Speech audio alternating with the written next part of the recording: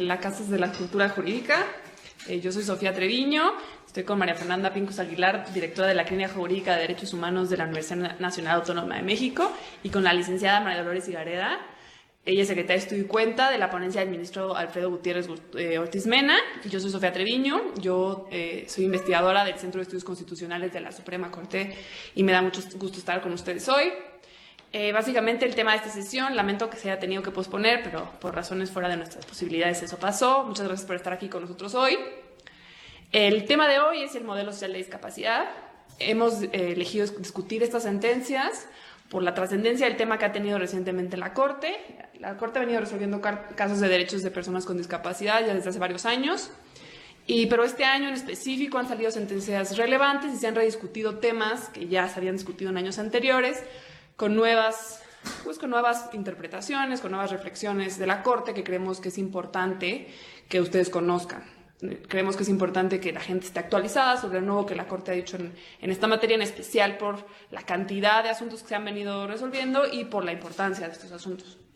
Entonces, me parece que ustedes ya tuvieron acceso a las 3 sentencias principales que discutiremos hoy. Me gustaría mencionar que hay muchas otras que también sería importante analizar. También puedo mencionar algunas otras por si les interesa. En primer lugar, tenemos el amparo en revisión 368-2015 sobre la inconstitucionalidad del estado de interdicción. Este asunto es muy importante, pero me gustaría discutirlo al final, para efectos de que empecemos con el tema de consulta primero, que veremos en el amparo en revisión 714-2017, que habla sobre la inconstitucionalidad de la Ley General de Educación y la educación inclusiva, y la acción de inconstitucionalidad 33-2015, sobre la Ley General para la Atención y Protección a Personas con la Condición de Espectro Autista. Básicamente la idea de esta sesión es que discutamos con Marifer y con la licenciada Dolores sobre los temas. Ella es especialista, es litigante y conoce el tema desde afuera, ¿no? Desde afuera en el sentido desde afuera del tribunal. Mientras que la licenciada Dolores, ella ve el tema desde adentro de la Corte, ella es la secretaria proyectista del asunto del estado de interdicción y ha tenido la oportunidad de revisar algunos otros casos. Entonces, pues me parece muy interesante esta discusión. En primer lugar, me gustaría hablar de la acción, entonces, de la acción 33-2015. Esta se resolvió el 18 de febrero de 2016, como ustedes ya saben, y me gustaría destacar con ellas algunos temas importantes. En primer lugar, un tema que salió a la discusión, no venía en el proyecto original, pero salió a la discusión en el Pleno a razón de un comentario, de una intervención del ministro Cosío, fue sobre la obligación de consulta prevista en el artículo 4.3 de la Convención de los Derechos de las Personas con Discapacidad.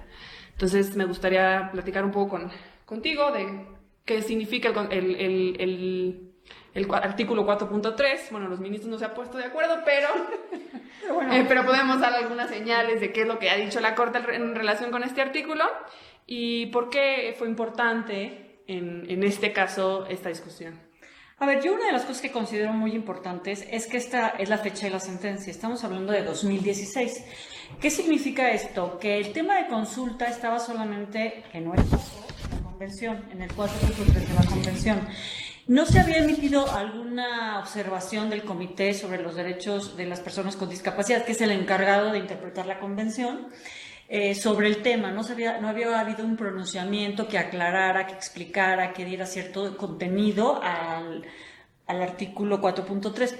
Por tanto, creo que la discusión de la Corte fue muy innovadora, avanzada, progresista, al darse cuenta que era una ley, la Ley General sobre la Condición del Espectro Autista, no sé si la... Ley de autismo para abreviar. Ley de autismo para abreviar, porque es un poco larga la cosa. Pero no había ningún tipo de pronunciamiento, es una ley especial para una condición de discapacidad. Y finalmente, antes de toda la discusión ya para el contenido de las porciones que consideraban estudiarse como una posibilidad inconstitucional, de su inconstitucionalidad, se empieza a discutir si por tratarse de una ley que afecta directamente derechos de personas con discapacidad no tendría que ser previamente consultada con las personas con discapacidad, con personas con discapacidad. Ahí había que entender qué consulta, qué es la consulta, cómo se debe llevar a cabo la consulta, una serie de interrogantes, de condiciones, de requisitos, que bien a bien no se tenía certeza de cómo se tenía o se debían llevar a cabo. Sí constaba en el expediente, eso sí lo recuerdo de la discusión en el expediente, que dentro de las... para realizar la ley se habían convocado ciertos foros en el que habían participado algunas organizaciones de personas con discapacidad. Sí, me parece que hubo un evento en Baja California, pero el evento no era específico sobre la ley, sino un evento en general como derechos de las personas con discapacidad, en los que se discutió la posibilidad de la iniciativa. Así es. También hubo una comunicación a ciertas organizaciones, y al parecer al final también hubo un exhorto de ciertas organizaciones, no sabemos si todas, cuáles, por qué, hacia la aprobación de la ley. Eso es lo que parece. Sin embargo, eso no constaba bien en el proyecto. O sea, uno en el expediente podía enterarse, pero no era una información que se hubiera considerado relevante en el momento para plasmarlo incluso en el proyecto, porque no se contemplaba, la verdad, el 4.3 o qué eficacia tenía y qué alcance tenía. Estamos hablando del 2016. Que yo creo que ahí es importante, porque la Comisión Nacional de Derechos Humanos, que es la que impugna la ley, no mete como un concepto de invalidez la consulta. Claro, posteriormente, en cambio, en otras acciones ya, en algunos conceptos de invalidez ya ha hecho referencia a que no ha habido consulta y por lo tanto tendría que invalidarse la ley. Pero un primer problema era decir qué alcance tiene el 4.3, claro, qué significa consulta, cómo debe hacerse la consulta, es obligatoria la consulta, es obligatoria, y también los resultados son obligatorios, a quiénes se tiene que consultar, a todo el grupo tan grande, heterogéneo de personas con discapacidad, solo las que tienen o que tienen de cerca o con esta condición. Es decir, había todas las interrogantes del mundo, creo yo. Claro. Pero bueno, finalmente, incluso creo, si no recuerdo mal, se dividió la votación. Se dividió la votación, pero se suspendió la sesión. Uh-huh. Como para hacerse cargo con más profundidad de este tema, para retomarla al día siguiente, la sesión siguiente. No recuerdo exactamente bien si fue uno o varios días, pero el tema era como empaparse de esto. Pero ¿por qué digo que es 2016 y creo que es ya avanzada? Porque la observación general número 7, que habla ya sobre el alcance del 4.3 de la Convención, que es la obligación de consulta, es del 9 de noviembre de 2018. No tenemos ni un año con esta observación general, que de alguna manera ya da algunas directrices. Yo tengo algunas dudas todavía, pero bueno, sí, ya creo que por lo menos ya hay más elementos para clarificar el alcance de la consulta. Entonces yo pongo las interrogantes en esta acción. ¿A quiénes habría que consultar? Si esos foros podrían validarse o no como consulta. ¿Qué resultado tendría la consulta? Porque no creo que haya en una consulta uniformidad de todas las asociaciones de personas con discapacidad, claro, en torno al mismo tema. Tú podrás decir más. Y creo que aquí un punto interesante que no se tocó, pero que se puede tocar, y creo que Marifer puede perfectamente hacerlo, es el tema de, porque el 4.3 dice, aquí creo que lo tengo el texto, de personas con discapacidad y las que los representan, ¿no? De personas y para las personas, hace como una distinción. Sí, que justamente, yo desde el lado del litigio, que nosotros en la clínica promovimos un litigio, que es la otra sentencia, lo que impugnábamos respecto al 4.3 es tú tienes que hacer una distinción entre organizaciones para personas con discapacidad, es decir, brindo servicios para personas con discapacidad, ajá, y asociaciones conformadas por personas con discapacidad o mayoritariamente por personas con discapacidad, o que incluyo a poquitas personas con discapacidad. Hay que ir haciendo estas distinciones que el comité las hace, pero hasta 2018 en su observación general. Entonces, en ese momento, en la acción de inconstitucionalidad, la clínica sí metió un amicus, por ejemplo, diciendo se tiene que hacer esta distinción, pero todavía no se entendía muy bien por qué esta distinción era importante, ¿no? Y entonces, haciendo, una investigación que el proyecto no lo decía, las organizaciones que participaron en estos foros de consulta eran para personas con discapacidad. Que sí es bien importante la distinción. Como cuáles son organizaciones, o sea, no por nombres, pero ¿qué te refieres cuando son organizaciones para? Sí, por ejemplo, organizaciones que brindan servicios de rehabilitación, educación especial, olimpiadas especiales, becas, apoyo de cualquier tipo, asistencia personal, pero que no están conformadas por personas con discapacidad. Y es que en realidad, claro, la tarea de la Corte estaba muy difícil porque en México prácticamente no hay organizaciones de personas con discapacidad. Entonces, un poco la cuestión era ¿a quién consulto? Oye, Bueno, aquí si me permites hacer solo, sí. lo vamos a unir quizá al final. No hay organizaciones de personas con discapacidad, claro, y es muy difícil conformar organizaciones de personas con discapacidad cuando hay estado de interdicción. Solo lo anoto aquí para decir Al margen. que vamos al margen y lo podemos abordar al final. Pero No, y sobre este finalmente- tema me gustaría mencionar que justo la Corte también acaba de resolver un asunto sobre la conformación de asociaciones de personas con discapacidad. Por eso les comentaba que es un tema que ahorita en la Corte está muy fuerte. Creo que es el mes pasado que se resolvió el amparo en revisión 702-2018. Desde 11 de septiembre. Desde 11 de septiembre, exactamente, que habla sobre los problemas que el código y La ley del notariado. la ley del notariado genera precisamente para la conformación de estas organizaciones, ¿no? Entonces, pues, ¿a quién vamos a consultar si hay tantos obstáculos para que se creen estas asociaciones, ¿no? Organizaciones. Y que también creo que permanece este tema de la ley es para dar derechos. Entonces, por una consulta vas a tirar la ley, ¿no? Y entonces en ese momento dijeron, a ver, hubo una consulta, luego discutimos cómo tiene que ser la consulta, pero hubo algo y entonces vamos a considerar que hubo participación. Que a mí me parece que en la acción de inconstitucionalidad no quedó muy claro porque todo el tiempo discutieron sobre si podían suplir la queja y entonces analizar este tema de la consulta, como que se acaba diluyendo la discusión y no queda claro, pero al final no invalidan la ley, entonces es como si hubieran aceptado que no hubiera consulta, que estaba bien. Y en el amparo en revisión 714-2017, que también se impugnaba por el tema de la consulta, dicen, no, esto ya lo dijimos en la acción de inconstitucionalidad. Cuando a mí no me queda claro que la decisión de la acción de inconstitucionalidad fuera obligatoria, porque no fue un tema que pasó por votación de más de 8. Bueno, yo creo que justo los grandes problemas son esos. ¿Qué efecto tiene el que no haya consulta? Invalida toda la ley, o sea, tiene un efecto invalidante antes de poder entrar al contenido mismo o no. Y lo que tú decías, de la ley otorga derechos. O sea, creo que finalmente subyace siempre el decir, bueno, pero si esta ley va a protegerlos, si los va a ayudar, si los va a tomar en cuenta, es para su beneficio, ¿cómo vamos a tirar una ley que finalmente es en su beneficio? Yo creo que finalmente en el fondo sí hay una concepción paternalista de sustitución, pero bueno, eso sería otra discusión. Y no se diga cuando hay leyes que no están directamente dirigidas a regular, a otorgar derechos a las personas con discapacidad, sino que tienen alguna norma, algún precepto que puede llegar a afectar. Entonces es todavía más complicado pensar que se puede invalidar una ley.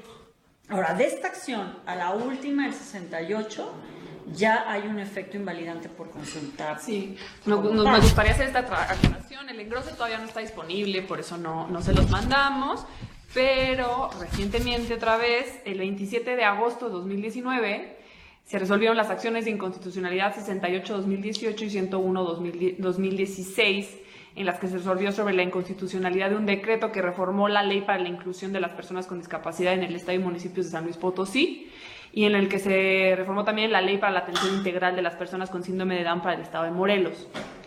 Como comentaba Dolores, en este caso, efectivamente, el Pleno resolvió que se debía declarar la invalidez de las normas porque no se había llevado a cabo un procedimiento de consulta. Nuevamente se trajo como colación la necesidad de aplicar la convención. O sea, hay un consenso, parece, de los ministros en la importancia de aplicar la convención de manera directa, la importancia del artículo 4.3, pero todavía no está muy claro en tanto no hay norma que básicamente baje el derecho previsto en la Convención sobre cómo se tiene que llevar a cabo, si tiene que llevarse a cabo siempre cuando se afecte de manera directa o indirecta a los derechos de personas con discapacidad o a las personas con discapacidad en general, si se tiene que llevar cuando se cambia algo sustantivo, si es el legislador el que tiene que justificar cuándo se va a realizar la consulta, por qué y por qué no, si siempre se tiene, o sea, como que todavía los detalles faltan de afinar. Faltan de afinar, pero efectivamente a partir de la publicación, bueno, a partir de la emisión de la observación general número 7 por parte del comité, parece que las cosas han quedado más claras, pero parece que todavía faltaría, ¿nos ayudaría o no nos ayudaría? ¿Qué opinan? Una ley que nos diga cómo tenemos que hacer la consulta. ¿Es necesaria o no es necesaria? ¿Qué opinan ustedes? A ver, sí es necesaria o creo que tendría que haber parámetros más claros. La convención es muy general. La convención contempla la realidad universal, no la realidad ya del Estado Nacional. Entonces, de hecho, creo que sí es necesario. Claro, siempre tendría sus peros necesariamente. ¿Por qué digo sus peros? A mí lo que me preocupa generalmente cuando se habla de personas con discapacidad es que se usan ciertas categorías que parecerían acordes con la convención, pero se les da el mismo contenido de sustitución de la voluntad. Entonces, creo que ese riesgo, pero quizá vale la pena correr ese riesgo. No sé qué opina Marifer. Sí, yo creo que sí hay que hacer una ley, sobre todo para ya dejar los mínimos, ¿no? Yo diría lo mínimo que tiene que pasar, que son cosas que uno pensaría ya con lo que dice la convención basta, como, la consulta se tiene que hacer en formatos accesibles para personas con discapacidad. Yo creo que eso sería algo muy básico que podría estar en la ley, pero que justamente implicaría que no se lo salten, aunque ya esté en la convención. Y yo, sí creo que justamente hay muchas dudas, todavía no hay un consenso, y creo que por eso mismo también para hacer la ley de consulta, lo interesante sería que se incluyera la persona una consulta para hacer la ley de consulta, ¿no? Exacto, y entonces todo esto que estamos discutiendo sobre cómo se tiene que hacer la consulta, pues que los interesados nos digan, ¿no? Y yo creo que eso sería muy valioso en hacer una ley y no en que la Corte lo resuelva todo. El tema de la consulta tiene que ver con la participación plena y efectiva de las personas con discapacidad. O sea, finalmente, en los asuntos que les atañen, que el tema es cuáles asuntos les atañen, pues todos, como cualquier ciudadano, de alguna manera, algunos afectan como más de cerca o su esfera de derechos, pero finalmente les afecta a todo, que eso fue la discusión. En mayor o menor medida como te puede afectar a cualquier ciudadano, pero no quiero que se malinterprete esto. O sea, yo sí considero que se tendría que invalidar las leyes porque no hay consulta previa. Quizá desde un primer momento puede parecer muy costoso, una moneda de cambio muy costosa, pero es el único modo en que tengamos nosotros que la ciudadanía y desde luego los legisladores que caer en cuenta que hay que consultar, que es parte del proceso legislativo o previo al proceso legislativo. Porque si tú validas esas leyes, nunca va a haber consulta.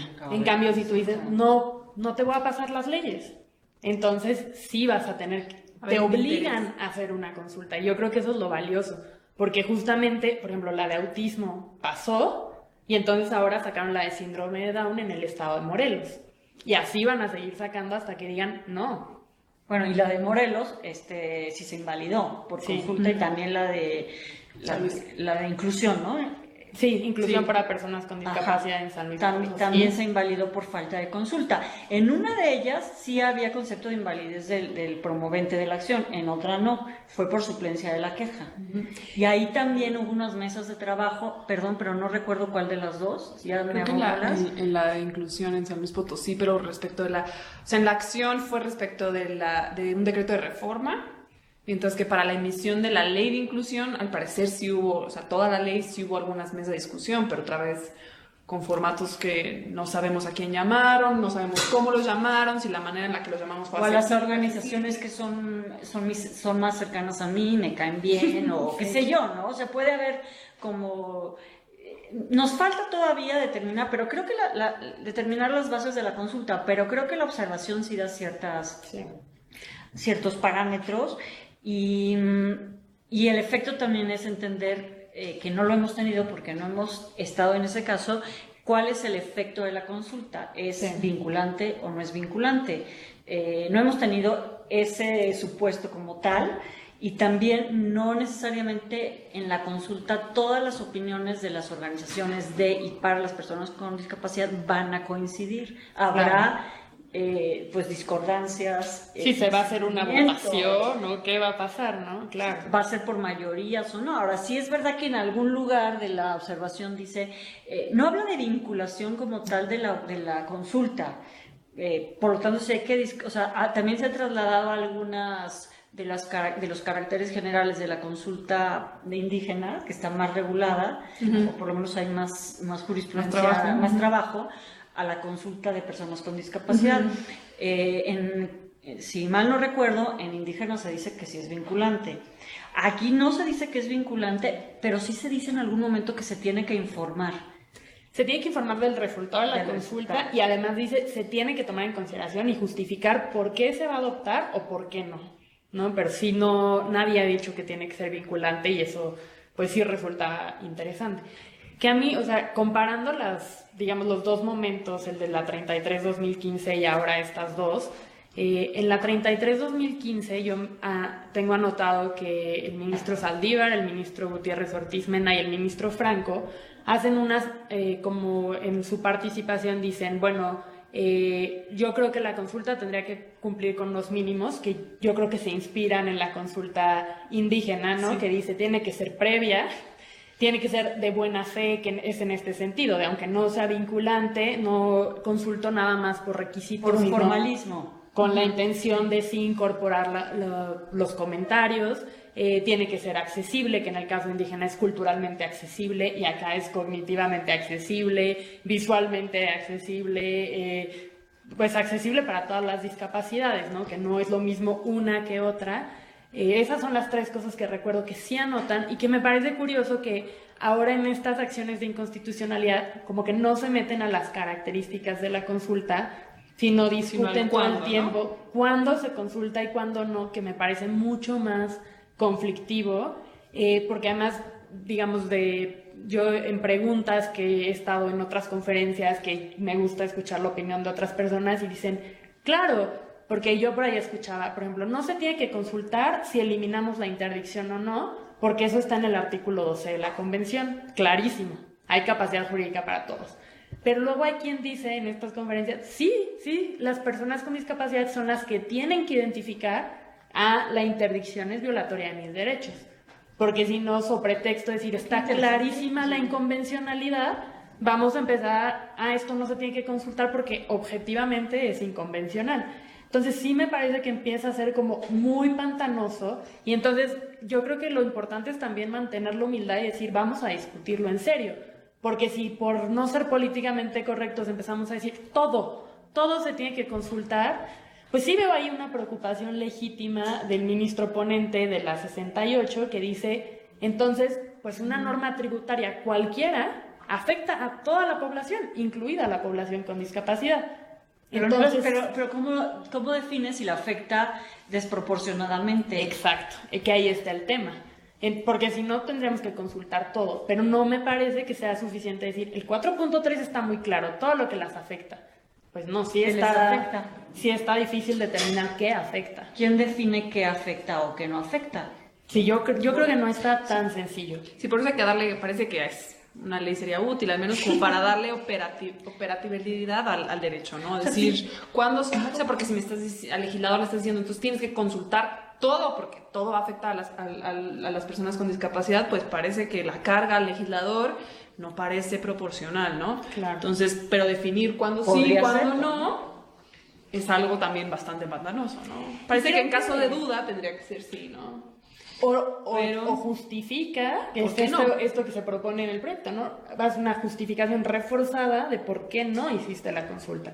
Pero al menos siempre te tendrías que cuestionar si tienes que hacer consulta o no, yo creo. Que parece que es un buen principio. No sé, pero, o sea, entiendo la dificultad. A mí lo que me preocupa es la carga, es decir, que finalmente decide otro qué afecta o qué no afecta. Y por lo tanto, como considero que no te afecta, no hago consulta. Claro que siempre puedes decir, bueno, queda la acción de inconstitucionalidad, pero las acciones de inconstitucionalidad o cualquiera, pues hay tiempos, es decir, solo algunos algunos están legitimados, entonces tampoco tendrías que irte ya en dado caso al amparo, pero bueno, te metes ya en un vericueto que... Y yo creo que también es una forma como deberíamos de entenderlo, o sea, yo creo que el tema de derechos de personas con discapacidad siempre, aunque pugna por el respeto de las personas con discapacidad, en realidad lo que pugna es por la inclusión de todas las diversidades. Entonces yo diría, creo que este artículo también a lo que va es a que haya un parlamento abierto, ¿no? De alguna manera. A que siempre haya una participación constante, que ese sería nuestro ideal, porque si hubiera una cercanía con la sociedad, entonces sería mucho más fácil que una persona con discapacidad levantara la mano y dijera, me parece que en esa ley que se les está pasando tendría que haber consulta y como detener ahí la discusión. Entonces es como un ideal en el que hay mucha cercanía entre el Congreso y las personas en general, y entonces hay como constante diálogo. Ahora, el tema es que no solo es el Congreso, el tema también es que son políticas públicas. Claro, administrativas. Ajá, es decir, es un abanico muy, muy grande, porque nos estamos enfocando porque son leyes, pero pues hay cantidad de políticas públicas que no son consultadas. Entonces, yo quisiera cerrar el tema de la consulta con algo. O sea, parece que está complicado, sí está complicado. Los ministros y la Corte ha tenido ahí, como todavía no hay claridad sobre exactamente qué se requiere. Parece que una ley sería muy útil. Sí. Pero, ¿por qué es importante el derecho de consulta? Porque por un lado hay esta reticencia, ¿no? De la que hablabas, de oye, pero pues esta ley le está dando derecho a la gente, ¿por qué la vamos a tirar toda? Si pues está ayudando, ¿no? Vamos a hacer, después del trabajo que nos costó pasarla, ahora resulta que la van a tirar, que porque no se consultó. Entonces, ¿por qué es importante la consulta? ¿Qué significa la consulta? ¿Por qué es algo que debemos de hacer? No, algo que no implica calificar si la ley es buena o es mala, sino por qué es importante la consulta. Yo creo que el eje central de la convención es la inclusión en la sociedad de las personas con discapacidad, su vida autónoma e independiente. Y creo que, o sea, si honramos esa parte, ese eje central, justamente, es decir, en esta cosa paternalista, yo no puedo decir, es que la ley es muy buena para ti, objetivamente hablando, y por lo tanto, aunque no tenga consulta, la paso. Si ponemos primero la voluntad y dejar a las personas con discapacidad que tomen la rectoría de su vida, entonces la consulta invalida todo, porque no podemos justificar es buena porque yo lo pienso, porque entonces estamos tumbando como el corazón de la convención, ¿no? O sea, no tenemos que dejar de pensar que todos sabemos qué es bueno para las personas con discapacidad, porque no tenemos idea. Súper. Sí, y creo que ese es en realidad el lema que estuvo presente en los trabajos preparatorios de la convención, ¿no? Nada de sobre nosotros y nosotros. O sea, los más legitimados para decir cómo se les afecta y cómo tendría que respetarse esa plena autonomía, pues son las personas con discapacidad. Muy bien, exacto. Muy bien. Entonces, creo que podemos movernos con esta discusión un poquito al modelo social y a las diferencias en la transformación de la visión hacia los derechos de las personas con discapacidad. Brevemente, en la acción, ustedes que ya la leyeron, se declara inconstitucional los certificados de habilitación, ¿no? Básicamente se dice que son discriminatorios porque si bien esta idea que también hablaba Dolores, como de, parece que te estoy dando cosas, pero en realidad estoy reforzando otras cosas que son más peligrosas, ¿no? Es que previa la ley de autismo decía, bueno, tú puedes ir y conseguir un certificado. Y con ese certificado tú vas a pedir trabajo y la persona no te puede negar el trabajo. Porque eres apta, ¿no? Porque eres apta, ¿no? Porque ya un médico o no sé qué persona ya me dijo que tú sí puedes llevar a cabo este trabajo. Médica. Entonces, por esa razón, yo te estoy protegiendo porque nadie te puede negar el trabajo, ¿no? Entonces, ¿qué es lo que dice la Corte? Sí, es el tema de ¿y qué pasa con las personas que no tienen certificado de habilitación? Y además eso, para sacarte un certificado de habilitación iba a ser una cuestión totalmente médica y la convención nos dice hay que pasar a la eliminación de barreras. Entonces, tengas la condición médica que tengas, tienes derecho al trabajo. No necesitas un certificado de habilitación que además se constituye como si no tuviera suficientes barreras para acceder al trabajo. ahora tienes una barrera más, tienes que ir y hacer un trámite extra que todos los demás no tienen que hacer. Entonces es ahí donde se dice, promueve también un estigma donde dice hay personas con discapacidad aptas para el trabajo y otras que no. En cambio, si quitamos el certificado de habilitación, nos quedamos con la regla de no discriminación. Nunca le puedes negar a una persona con discapacidad un trabajo por su condición, con o sin certificado. Ahora, ¿cuál sería la discusión allí para muchas personas? Al contrario, estás facilitándoles el trabajo porque en el momento en que tengan un certificado, nadie les puede negar el trabajo. O sea, finalmente, cuestión que no comparto, desde luego, pero ese sería como un modelo de sustitución de voluntad, un modelo médico rehabilitador en el que estás diciendo finalmente, estoy protegiéndote. Sí, y creo que también viene el tema de, pero no todas las personas pueden trabajar, no todas son funcionales, hay muchas que tienen muchas dificultades. Sí, pero la convención no dice a esas les niegas el derecho al trabajo. Dice, pues ni modo, más ajustes y más apoyos, pero se tienen que incluir a la vida igual que todos los demás. Entonces, aunque tenga una necesidad de apoyos muy intensos, tú no le puedes negar el trabajo. ¿Y tienes obligación de hacer esos ajustes y esos apoyos? Bueno, ahí hay un tema. Que el trabajo sea accesible, sí, obligación para todos. Sí. Hacer ajustes son razonables, entonces que sean proporcionales y que no representen una carga desproporcionada para quien los pone. Exacto. Pero si la persona de por sí ya traes, por ejemplo, a su asistente personal, pues no está representando una carga desproporcionada para nadie. Simplemente es la incomodidad de no sé cómo convivir con la discapacidad, ¿no? Entonces, creo que si vamos haciendo el cambio de chip y justamente no haciendo una distinción de unos pueden y otros no, ya avanzamos un montón. Sí, entonces aquí es donde creo que me parece que es bueno introducir esta idea de el cambio de chip. ¿Qué entendemos cuando hablamos del cambio de chip? ¿No? Hablamos, por un lado, del modelo médico. Ajá. Y ahora hablamos del modelo social de discapacidad.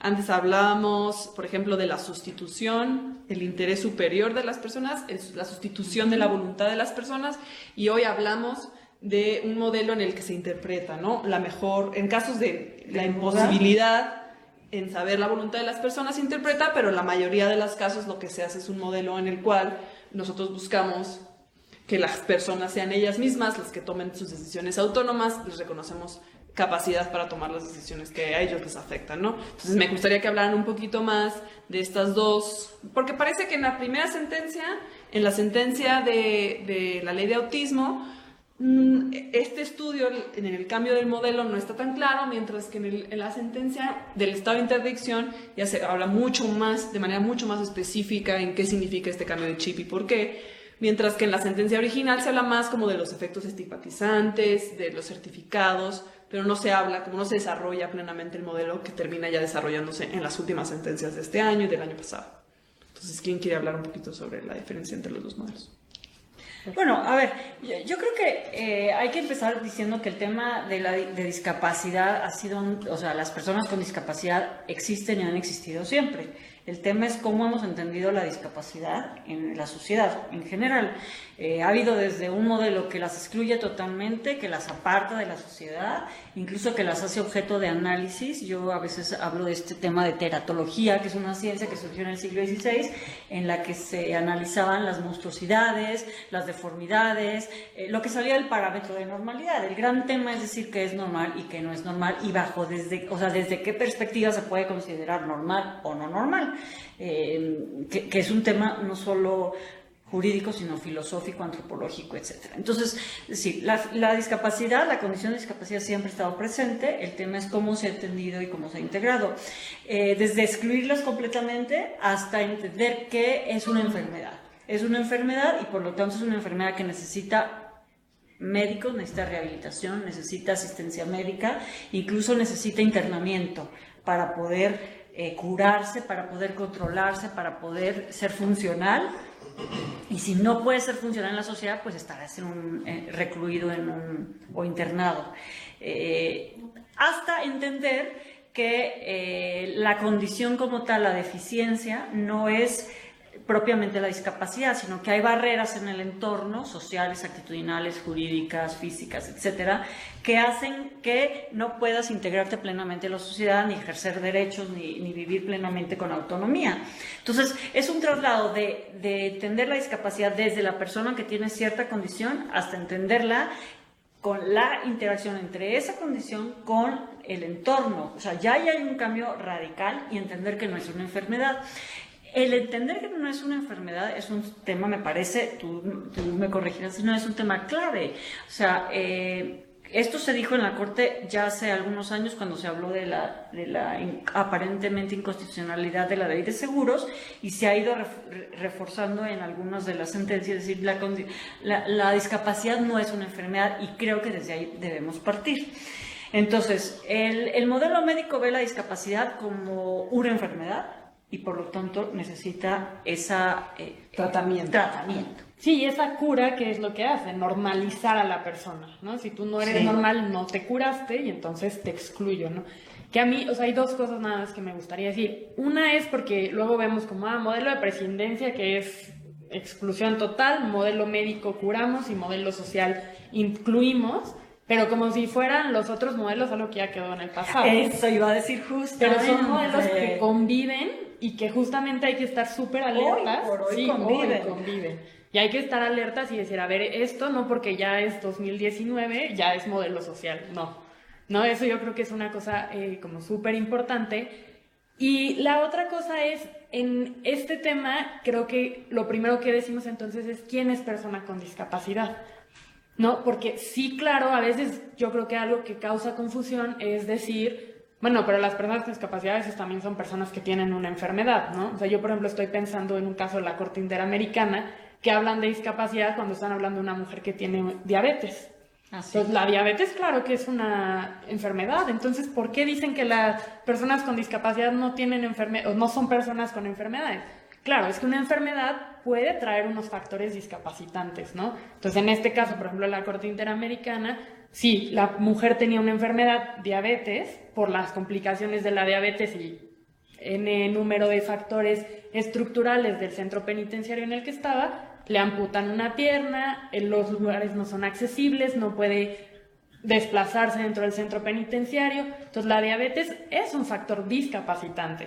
Pero no es la edad, pero no es igual a la discapacidad, ¿no? Entonces, yo creo que por eso sí no quitamos que a veces hay una intervención médica, ¿no? Y la convención, pues, trae ahí su parte de la deficiencia, que es como dicen, ¿no? Va a haber una deficiencia física, mental, sensorial, que a lo mejor seguramente va a requerir una intervención médica, pero ahí es donde está la clave. No es todo. Ese es el elemento número 1. Y ahora, ¿cómo identificamos el elemento número 2? Las barreras sociales. Sí, pues hay que ver a qué servicios no accedes, hay que ver qué derechos se te han negado, y entonces ya vemos la interrelación y entonces ya decimos, eres una persona con discapacidad.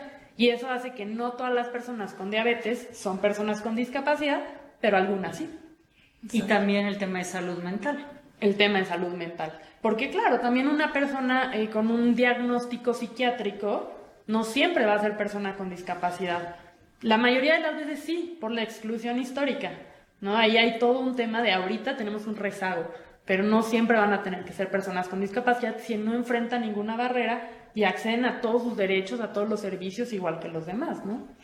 Y que creo que en el tema de salud mental pues también hay que reconocer justamente todo el tema de barreras actitudinales, porque creo que está muy ligado el tema de peligrosidad con la locura, ¿no? Entonces, justamente hay todos estos movimientos que están como redignificando el término de locura y que además también, pues no necesariamente una persona con discapacidad psicosocial, que es como se llama cuando hay una enfermedad mental, tendría que tomar medicamentos, ¿no? Está todo el tema, todo el movimiento de oyentes de voces que no toman medicamentos y conviven con sus voces, ¿no?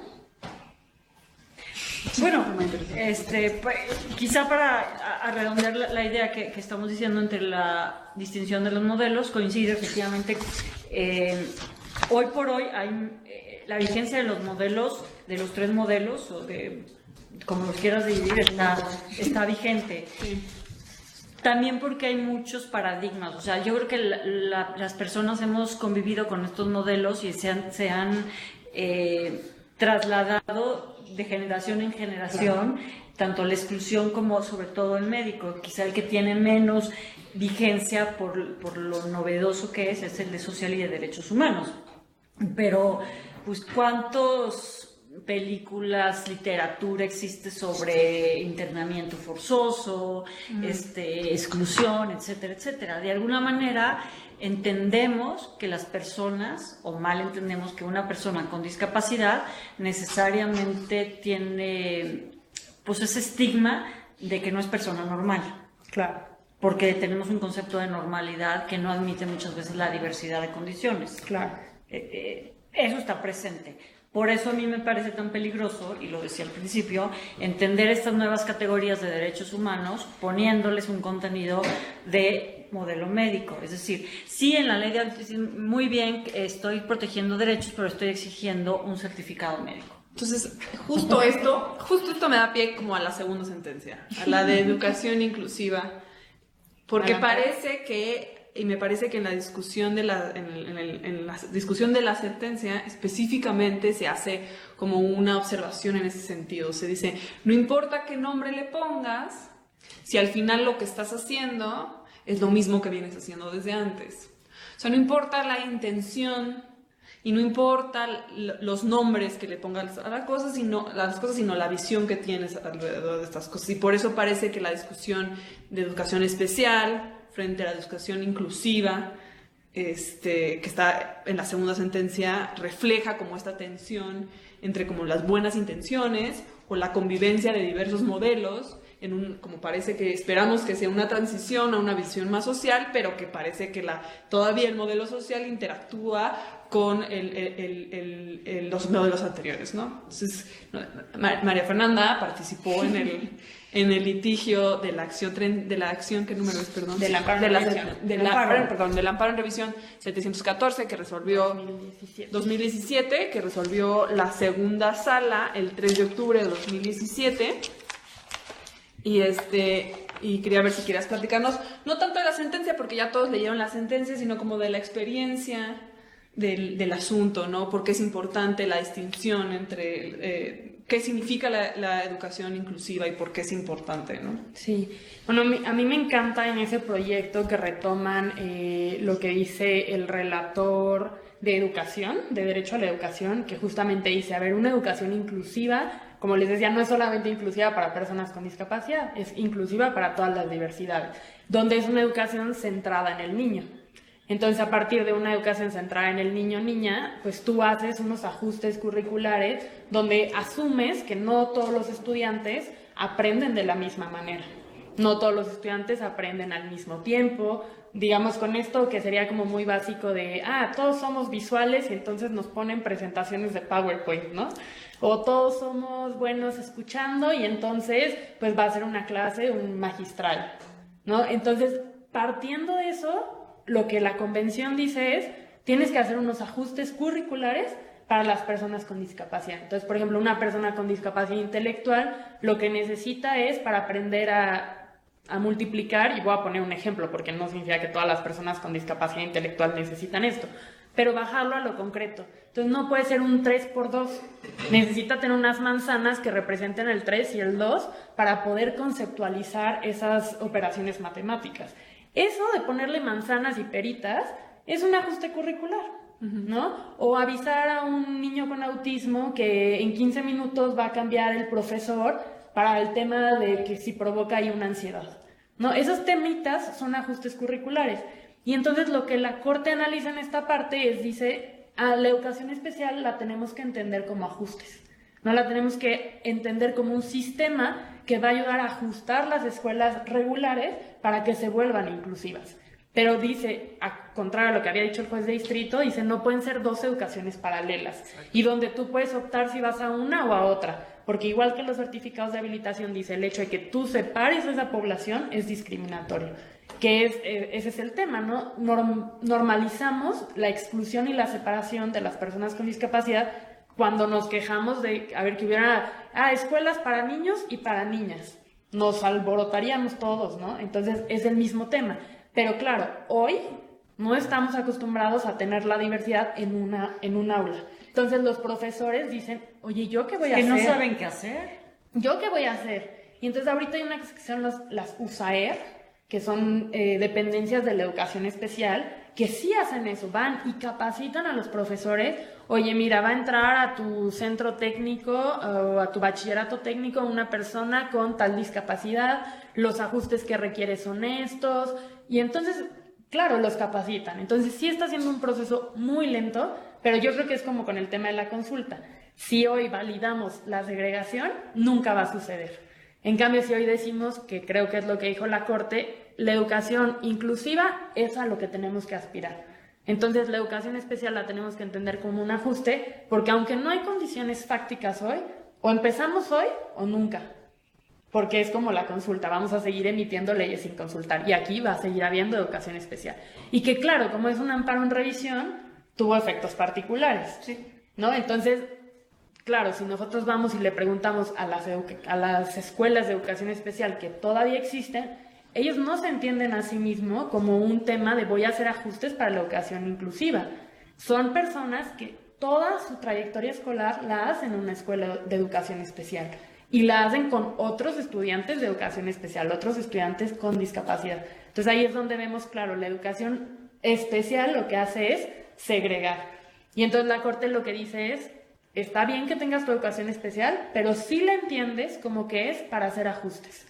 Y solamente puedes tener una educación inclusiva y única. Pero esto tiene efectos particulares. Pues, particulares y finalmente lo que nos enfrentamos siempre. O sea, es decir, todo el sistema educativo no está preparado todavía para recibir como tal ese tipo de educación inclusiva, ni siquiera los recursos públicos, es decir, como política pública. Yo recuerdo, ahora se me viene a la cabeza, hace tiempo, no hubo una acción de pleno en que se obligaba, creo que fue en Baja California, ¿Del 2%? Sí puede ser, ¿no? Pero no, a una cuestión de inclusión en educación o en guarderías. Desgraciadamente no me acordaba No tengo bien. el número ahorita, pero sí hubo algo sobre... Hace varios años, ya unos 7 años, fácilmente, pero creo que no había esta conciencia todavía de derechos de las personas con discapacidad como tal, y tampoco cómo se comía esa educación. Claro. Porque creo que ahí ponerle dientes va a ser el gran reto. Yo creo que sí ya hay buenas prácticas, digamos. Hay escuelas privadas y hay escuelas públicas que ya han incluido a personas con discapacidad. El punto es que todavía no es una política pública. Los recursos del Estado no están desplegados de esa forma. Y también hay una tensión, ¿no? Hay una reticencia de ciertas prácticas, ¿no? Y de ciertas instituciones que muchas veces han funcionado bajo ciertos parámetros, que el cambio es muy complicado, genera mucha resistencia, y a veces lo que hay que hacer, como dice María Fernanda, es como hacer estas sentencias que como que expliquen el modelo, expliquen cuáles son las obligaciones que tienen en materia educativa, tanto las autoridades como las escuelas particulares. Sí, son la punta de lanza, finalmente. Ahora, el tema de la educación inclusive es súper importante por todo lo que has dicho, además, muy bien dicho, es experta en todo esto. Sí. Pero también porque, ¿por qué hay segregación en el mundo en el que vivimos de las personas con discapacidad? Porque hemos aprendido a que son diferentes y están segregadas. Es decir, desde el modelo educativo excluye. Entonces, las personas con discapacidad no tienen la costumbre, a lo mejor lo digo mal, pero la idea es a convivir con otro tipo de personas que no sean personas con discapacidad o ciertas discapacidades, como las personas que no tienen discapacidad no están acostumbrados a ver que es parte de la diversidad y que en el salón de clases, en el club deportivo, en todas partes hay esa diversidad. Entonces, el mismo sistema educativo propicia que sea más difícil la plena inmersión, o sea, la plena participación de las personas con discapacidad. Sí, es que el problema es que el mundo no está hecho pensado en personas con discapacidad. No está pensado en la diversidad. Entonces, claro, tú tienes tu estructura curricular muy cuadrada, que de hecho no solamente excluye a las personas con discapacidad, excluye a todos los niños y niñas, y ya pensando en adultos, que no tienen ese tipo de aprendizaje que está pensado en los planes de estudio. Entonces, claro, primero pues tendría que haber una educación de calidad y centrada en las necesidades del niño o niña, Y después ya podríamos pensar en incluir a las personas con discapacidad, pero como los derechos no los podemos poner ahí en pausa, pues ni modo, con lo que hay, incluyes, ¿no? Y yo creo que justamente esto es súper importante, el tema de, a ver, no es por buena onda que los vamos a incluir, bueno, además de que son obligaciones estatales, yo creo que también está el tema de nosotros como personas que no tenemos esa condición, no nos damos cuenta también de lo que nos estamos perdiendo, Claro. porque es como, ay, bueno, ya, buena onda. No, yo también me pierdo de aprender a convivir en una sociedad más diversa y tolerante. Sí, convivo desde niño con la discapacidad, ¿no? O sea, sí hay niños, niñas que fueron a escuelas inclusivas, que convivieron con personas con discapacidad y saben cómo hacerlo. Entonces, por eso, claro, no sabemos, pero porque no lo hacemos nunca. Entonces, el punto es, tienes que empezar a hacerlo, ¿no? Y creo que lo que sí es, también no vamos a caer en esta cosa normalizadora, de es que el niño no puede aprender. Pues no, porque le tienes que poner ajustes y hacerle apoyos y hacerles ajustes. No se trata de poner la regla y decir, alcanza la regla. Se trata de hacer unos ajustes para que todos alcancemos eso mismo, ¿no? Que creo que ahí es... Yo he escuchado a veces reticencia de las maestras de educación especial, maestras y maestros, pero creo que ellos y ellas son quienes más experiencia de campo tienen y de ahí tendría que partir la política pública, de recuperar la experiencia que ellos tienen en las aulas y que saben cómo podemos lograr esta inclusión. O sea, además de consultar a los niños y niñas, que también es súper importante, ¿no? La observación va a decir, niños y niñas y adolescentes también deben participar en la planeación de estas políticas, pero también los profesores de educación especial, que tienen toda esta experiencia de campo y que ahora nos tiene que servir para la inclusión. Muy bien. Totalmente de acuerdo. Exacto. Pues hemos hablado un poco de como del sistema de apoyo y salvaguardas, de estos ajustes razonables, no sé qué. Entonces me gustaría hacer como transición breve porque tenemos que abrir a preguntas sobre el caso de estado de interdicción. Solamente me gustaría, ya todos leyeron la sentencia, pero me gustaría como resaltar el cambio que se hizo de la sentencia anterior que trató el mismo tema, ¿no? La sentencia de amparo en revisión 368-2015, que se resolvió el 13 de marzo de 2019, parece que modificó el criterio de lo que se resolvió en el amparo en revisión 159-2013 en relación con la constitucionalidad o inconstitucionalidad del estado de interdicción. Efectivamente, o sea, ese tema ya había sido analizado por la Corte, había sido analizado en esa sentencia que se resolvió, ¿dijiste? ¿Esta? La 159, no la traigo aquí, pero fue, creo que en 2014. Sí. Entonces, en ese caso se ponía en duda, se cuestionaba que el estado de interdicción, la figura de interdicción, la privación de la capacidad jurídica de una persona, obviamente mayor de edad, estamos hablando de mayores de edad, fuera constitucional o fuera convencional, acorde con la convención. En ese caso se desarrolló el modelo médico, o sea, se habló más bien del modelo social y cómo se separaron del modelo médico, y se decía que finalmente el sistema de interdicción que conocemos, pues por lo menos todos los que hemos estudiado Derecho desde siempre, está ahí en el Código Civil, en el Código Civil de Ciudad de México, el 450, pero prácticamente no varía en los estados, ¿no? O sea, han aumentado las descripciones o disminuido de qué se entiende por personas que tienen incapacidad, desde cuestiones claramente... Si en Morelos dice quienes están perturbados en su inteligencia. Ajá. Es una variación. O sea, Sí, imbecilidad se ha hablado, o sea, es decir, desde ciertos epítetos, por llamarlo así, pero ahí están presentes en todos los códigos, o sea, no varía, porque además es una institución que viene del derecho romano. A ver, finalmente, en esa sentencia se dijo, bueno, a ver, es incompatible con la convención, pero si la interpretamos de modo que el tutor sea el que se entienda como apoyo de la persona con discapacidad, entonces se puede entender como constitucional. Se hizo lo que se llama una interpretación conforme, es decir, de las interpretaciones que existen hay que acudir a aquella que sea conforme, acorde con la convención en este caso. La convención dice claramente que todas las personas tienen capacidad jurídica. Entonces, algunas la pueden ejercer de un modo o de otro con ciertos apoyos, dependiendo de la condición de discapacidad.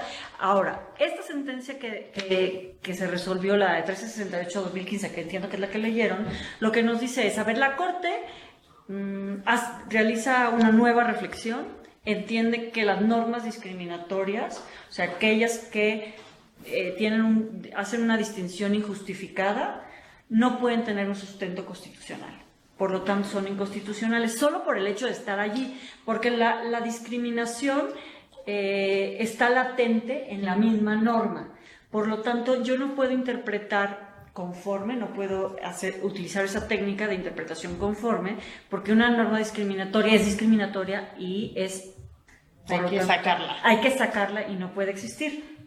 Entonces, lo que se dijo es, evoluciono, doy un paso más adelante y digo, efectivamente, el estado de interdicción es un estado, una figura que no puede coexistir con la Convención. Además, es que el Comité sobre los Derechos de las Personas con Discapacidad es enfático en informes con México, en observaciones hacia México y hacia prácticamente toda América, ¿no? Sí. En el que el estado de interdicción no puede existir en una... O sea, al firmar la convención te adhieres también y tienes que armonizar tu legislación interna. La convención se firma en 2007, entra en vigor en 2008 para México, si no me equivoco, y estamos en 2019. Que sí teníamos ahí una declaración interpretativa, pero que ya la quitamos igual hace años. Había una declaración interpretativa cuando, del artículo 2. Cuando se ratificó la convención. Sí, pero ya igual ya duró, no sé, un par de años y ya. Pero la quitaron y no hubo modificación legislativa. No hubo nada. No, pues seguimos con... Esto es lo primero. O sea, la primera vez que se dice el estado de interdicción es inconstitucional es en esta sentencia. Y se dice, por lo tanto, no admite interpretación conforme. Y tú, juez, no puedes aplicar la interdicción. No puedes aplicar ni el Código de Procedimientos Civiles en el que determinas cómo una persona va a declararse en estado de interdicción. O sea, tú tienes que partir de una premisa positiva. Todos tenemos capacidad jurídica. El tema es que unos tienen que ejercerla de un modo, con ciertos apoyos, y otros requieren otros ciertos apoyos, unos más, otros menos, pero la premisa general es esa. Yo creo que ese es como el criterio más importante. Y yo creo que justo lo que es súper importante es que queda muy claro que no hay excepciones. Porque siempre es, pero si la persona no puede hablar, no. Apoyos bien intensos, pero no hay excepciones. ¿Y qué entendemos por apoyos? Bueno, las preguntas ya más difíciles. Bueno, no, así breve para que pasemos a las preguntas. No, un ejemplo que creo que es muy sencillo, ¿no? Acudes ante el notario a firmar un poder notarial. Bueno, sí, pero soy una persona con discapacidad cognitiva, no entiendo ni qué es eso del poder notarial ni nada. Pues mi apoyo lo que va a hacer es explicármelo en términos sencillos. Y entonces no me va a decir, ¿te conviene firmar el poder notarial? No. El apoyo solamente me va a explicar, mira, el poder notarial le va a dar estos derechos a la otra persona, la va a facultar para esto, hay estas responsabilidades, pero en términos muy sencillos que yo pueda comprender. Y entonces yo tomo mi propia decisión. No es un consejero, no. Es alguien que me va a ayudar, digamos, a hacer accesible cognitivamente esa información. Y entonces puede haber apoyo para otras cosas, ¿no? Por ejemplo, un intérprete de lengua de señas puede ser un apoyo para una persona con otro tipo de discapacidad, ¿no? El apoyo también pueden ser, por ejemplo, para la vida independiente. Y los apoyos de la vida independiente se relacionan siempre mucho con los apoyos para la capacidad jurídica, porque la toma de decisiones lo hacemos en lo cotidiano. Ahora, yo una cosa que quiero destacar y que dices en el tema de la accesibilidad cognitiva y demás, a ver, normalmente asociamos o hemos asociado que la capacidad de acertar o de tomar buenas decisiones es como el indicio para tener o no capacidad jurídica. Entonces, una persona que creemos que no va a tomar buenas decisiones, decimos, tú no puedes tomar decisiones, estado de interdicción, y por lo tanto yo soy tu tutor, yo voy a tomar las decisiones porque considero, yo sé lo que te conviene y voy a tomar buenas decisiones para que no dilapides tu patrimonio, para que no... podría tener una intención aparentemente buena, porque sería una, o sea, aparentemente, insisto, de protección, Pero el tema es que la capacidad jurídica no se identifica con tomar buenas o malas decisiones. Incluso las personas que siempre hemos tenido plena capacidad jurídica podemos acertar o no en nuestras decisiones, en las cotidianas y en las que no son cotidianas o que tienen cierta importancia y trascienden en nuestro patrimonio, en nuestro mismo proyecto de vida. O sea, el tomar, por ejemplo, el decidir casarse, pues no necesariamente aciertas con la persona o con no, y eso no implica que tengas, es decir, no se puede identificar el tomar buenas decisiones con tener capacidad jurídica. Por eso lo que decía Marifer es muy importante. Finalmente no es un consejero, yo te digo, esto significa un poder notarial, yo soy poder notarial, pero la decisión la tomas tú, no la tomo yo. Y por eso es bien importante, bueno, en la sentencia esta que declara el estado de interdicción, hay un sistema de apoyos que se dicen de manera ejemplificativa, pero las tiene que poner la persona con discapacidad. O sea, el juez no puede decir, el sistema de apoyos va a ser que tengas una persona que te ayude a abrir una cuenta y va a ser fulanita, que te recuerde que te tomes tus medicinas. Es que ya estás, insisto, estás tomando un modelo y dándole contenido con otro modelo. Le estás llamando apoyos, pero no estás dejando que esa persona decida, y también el derecho a equivocarse, porque todos nos podemos equivocar. Sí, que creo que la clave está, no evaluamos, o sea, la ley, sí, es una ficción, pero la ley dice, a partir de los 18 años ya puedes tomar tus decisiones, porque aparentemente ya entiendes. Entonces, si quisiéramos hacer una evaluación de si puedes tomar las decisiones porque las tomas bien o mal, la tendríamos que hacer a todos. Y entonces ahí nos peleamos por otra cosa para ver si se la vamos a hacer a todos. Pero el tema es, solo le estamos haciendo esa evaluación de si tienen capacidad para decidir, para entender si tomaron buenas decisiones o no a las personas con discapacidad. Y ahí es donde la antena de la discriminación se vuelve loca, ¿no? Porque sí, el tema es, si solamente vamos a evaluar a las personas con discapacidad, estamos haciendo esa distinción por esa categoría sospechosa. Y entonces, claro, no puedes evaluar ni los resultados, ni la funcionalidad, ni nada. A partir de los 18, todo es capacidad jurídica y ya, ni modo, te equivocas, no te equivocas. Y solamente, si puedo agregar rápidamente, siempre está la preocupación pero entonces los estamos dejando en estado de indefensión. Siempre. Y yo digo, no, porque la convención prevé dos cosas. Una, que los apoyos van a estar supervisados por una cosa que se llaman salvaguardias. Que las salvaguardias no van a supervisar si la persona toma buenas o malas decisiones. Las salvaguardias van a revisar si el apoyo está ejerciendo una influencia indebida o si hay un conflicto de interés en la cosa con la que está ayudando. Exacto. Y el Código Civil y todos los códigos, el penal, ya nos dicen, ¿qué pasa cuando hay vicios del consentimiento? Hay error, hay violencia, pues anulamos los contratos, pero eso aplica para todos. El tema no es hacer distinciones por la razón de la discapacidad, ¿no? Entonces, sí hay mecanismos para tener esa protección, pero que no sustituyan la voluntad. Exacto. Entonces, me gustaría dar las gracias otra vez a la licenciada María Fernanda Pincus. Otra vez, ella es directora de la Clínica de Derechos Humanos de la UNAM. Y a la licenciada María Dolores Higareda, ella es secretaria de Estudio y Cuenta de la ponencia del ministro Gutiérrez Ortiz Mena, y aquí les entrego un reconocimiento por parte de la Corte. Muchas gracias por estar aquí, muchas gracias a ustedes por haber venido, y muchas gracias al intérprete que nos apoyó el día de hoy. Y esperemos que estén la próxima semana para el de derechos de las comunidades indígenas, me parece. Gracias, hasta luego.